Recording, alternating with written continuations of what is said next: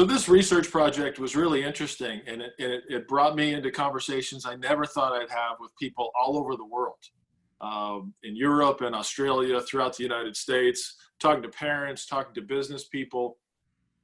One of the first things that stood out to me was just how many Charlies there are out there. So the numbers vary depending on which study you cite, but in the U.S. it's easily more than 3 million people in the U.S. that are on the spectrum. The second thing that really stood out to me and just blew me away as both a dad and as a business person was the 80% unemployment rate for college-educated individuals on the spectrum.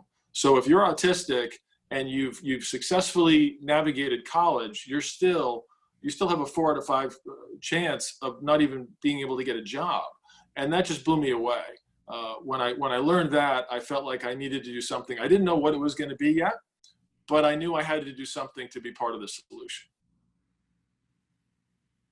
As I was doing my research, 3 stats really stood out to me and told me that I might be onto something here, not just as a dad, but as a business person.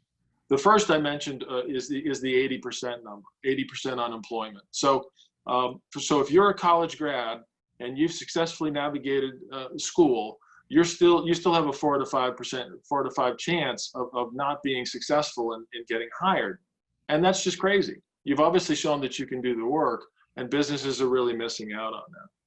The second stat that I learned was of those folks that are hired successfully, their turnover averages less than 5% per year, which tells you that not only are they very loyal employees, but remember, these folks are working for for-profit organizations in most cases, so they're earning it every day. They're not going to be retained if they're not successful at what they're doing.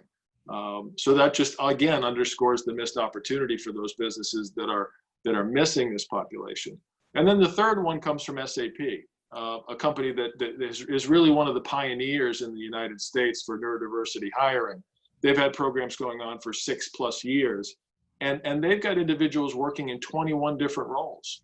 So the idea that individuals on the spectrum can only fill roles in, let's say, IT or even working in the mailroom could not be further from the truth. And so when I look at the need that existed, the value of these individuals once they get on the ground and are working, and the diversity of roles that they can fill. To me, this was just a clear case of a real problem that needed addressing, and one that I thought potentially could play a part in improving.